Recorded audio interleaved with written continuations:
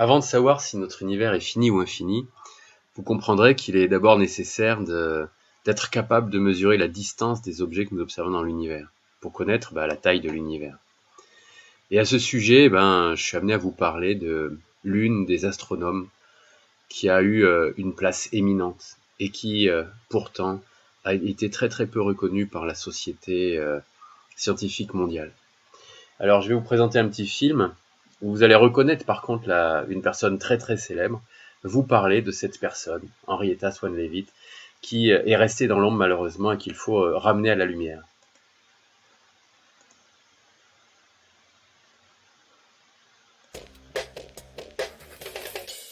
Hi everyone, President Barack Obama here.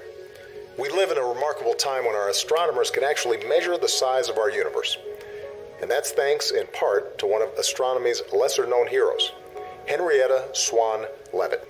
Henrietta started working at the Harvard College Observatory in 1895. She spent much of her time researching Cepheid variable stars, stars whose brightness constantly fluctuates.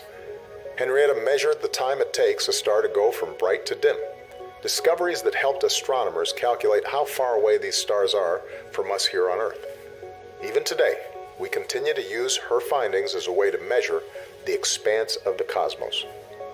In her day, Henrietta received very little recognition for her work. So today, we celebrate her and all the women in science who have helped open up the secrets of the universe to all of us. Vous avez tout compris?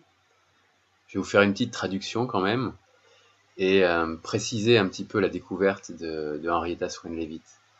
Donc ce qu'elle a, l'objet de sa thèse, c'était les céphéides, c'est-à-dire les étoiles qui ont une variabilité, donc une périodicité dans la lumière qu'elles émettent. Vous avez ici une simulation d'une céphéide.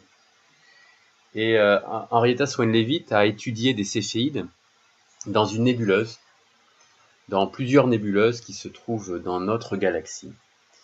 Et ce qu'elle s'est rendue compte, c'est qu'il y avait un lien direct, un lien linéaire. Donc elle a d'abord observé la luminosité de l'étoile variable à céphéide en fonction du temps. Elle a obtenu ici une sorte d'une courbe périodique. Et ensuite, elle a mesuré cette périodicité pour différentes étoiles variables, pour différentes céphéides. Et elle s'est rendue compte, c'est surtout ça sa grande découverte, c'est qu'il y avait un lien de proportionnalité entre la période et la luminosité absolue de l'étoile. Alors c'était très très important ce résultat. Ça a permis de mesurer la distance de l'étoile. En effet, si une étoile est située très loin, eh bien, grâce à la méthode d'Henrietta, on mesure sa période, on en déduit sa luminosité absolue, mais la luminosité que l'on reçoit nous, c'est la luminosité absolue divisée par le carré de la distance. Et donc on en déduit le carré de la distance entre cette étoile et nous. Autrement dit, Henrietta a mis au point la seule vraie méthode encore active aujourd'hui pour mesurer la distance des objets lointains, en particulier des galaxies. Mais ça va même plus loin que ça. C'est qu'à l'époque de Henrietta Swan Leavitt, les astronomes ne pouvaient pas faire la différence entre ici vous avez une nébuleuse et ici vous avez une galaxie comme Andromède. Vu depuis les télescopes de l'époque, c'était des objets qui se ressemblaient beaucoup. Comment savoir si l'un des deux est plus loin que l'autre? Difficile.